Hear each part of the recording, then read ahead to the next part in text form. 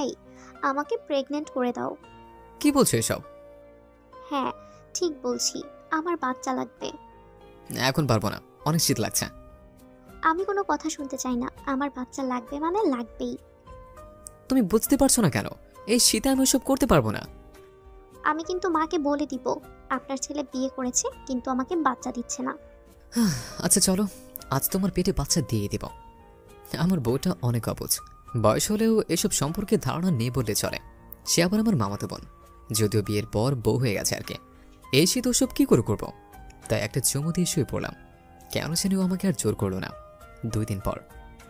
ভাইয়া, তুমি সেই দিন আমাকে চুমু দিলে, তাহলে তো এখন আমি প্রেগন্যান্ট।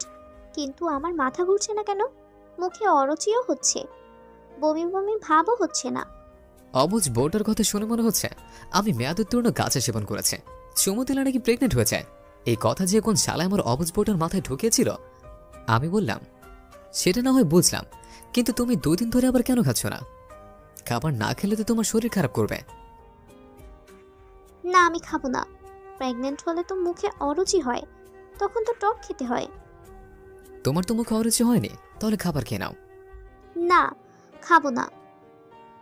আর আমার মুখে কেন অরুচি হচ্ছে না? তুমি আমাকে ভালো করে চুমু দাওনি, এজন্য এরকমটা হচ্ছে। এখন ওকে কি করে বোঝাই যে চুমু দিলে কেউ প্রেগনেন্ট হয় না? এই মেয়ে আমার মাথা নষ্ট করে ছাড়বে। মনে হচ্ছে পাবনার পাগলাগারোতে সিট বুকিং দিতে হবে। কি হলো ভাইয়া, কি ভাবছো? না না, কিছু না। তুমি এখন আবার আমাকে চুমু দাও। সেদিন ঠিকভাবে চুমু দাওনি, এজন্য মনে হয় আমি এখনো প্রেগন্যান্ট হতে পারিনি। এখন ঠিকভাবে চুমু দিবে আমার ঠোঁটে। এই সুযোগ আর কয়জন পায়? সেদিন না হয় আশেপাশে মানুষ ছিল, এই জন্য চুমু দিতে দ্বিধা লাগছিল। কিন্তু আজকে তো আমরা রুমে আছি, সো কোনো দেরি না করে সাথে সাথে অবুঝ বউটাকে জড়িয়ে ধরে শুরু করে দিলাম। মানে চুমু দিয়ে শুরু করলাম। প্রায় 5 মিনিট পর ছাড়লাম ওকে। দুজনই হাঁপাচ্ছে। এবার বললাম, এখন হয়েছে? হ্যাঁ, এখন হয়েছে ভাইয়া। তুমি মিষ্টি নিয়ে আসো। কেন? বারে, প্রেগন্যান্ট হলে মিষ্টি খাওয়াতে জানো না? তুমি প্রেগনেন্ট? কে বলল? কি বলছো ভাইয়া? আমাকে যেভাবে চুমু দিলে, এভাবে চুমু দিলে কোনো ছেলেও প্রেগন্যান্ট হয়ে যাবে। এই মেয়ে বলে কি? ছেলের আবার প্রেগনেন্ট হয় কিভাবে? এই মেয়ে তো নিশ্চিত গাছে সেবন করেছে মনে হচ্ছে। মাথায় গাছের পিনিক মনে হয় বেশি হয়ে গেছে। কি হলো ভাইয়া, যাও মিষ্টি নিয়ে আসো। আমি গিয়ে ফুপিকে বলে আসি যে আমি প্রেগন্যান্ট হয়ে গেছি।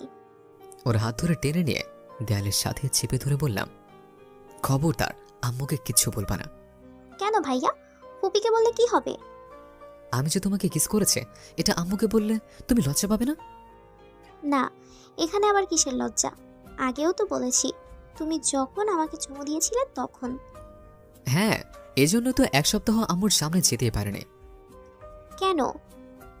তুমি যদি বুঝতা তাহলে কি আর পানির মতো থাক।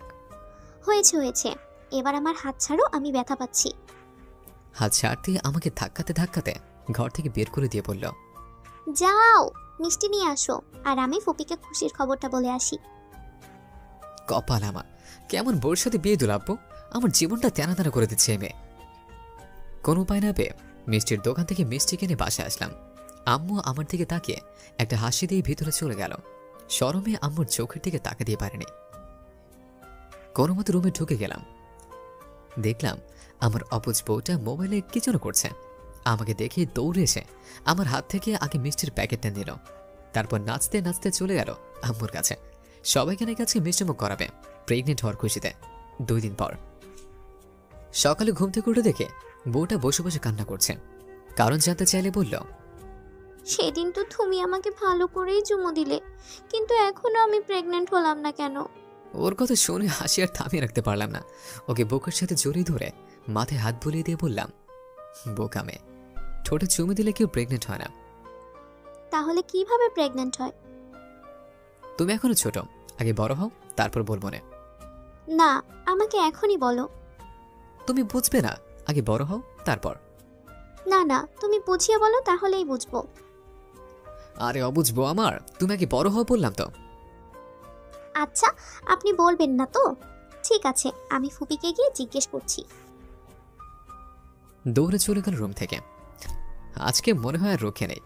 আমি ফ্রেশ না হয়ে কোনো মতো একটা শার্ট গায়ে দিয়ে তাড়াতাড়ি করে ভেগে গেলাম বাসা থেকে। আম্মুর সামনে আসা যাবে না, আপাতত বাসা থেকে পালাই।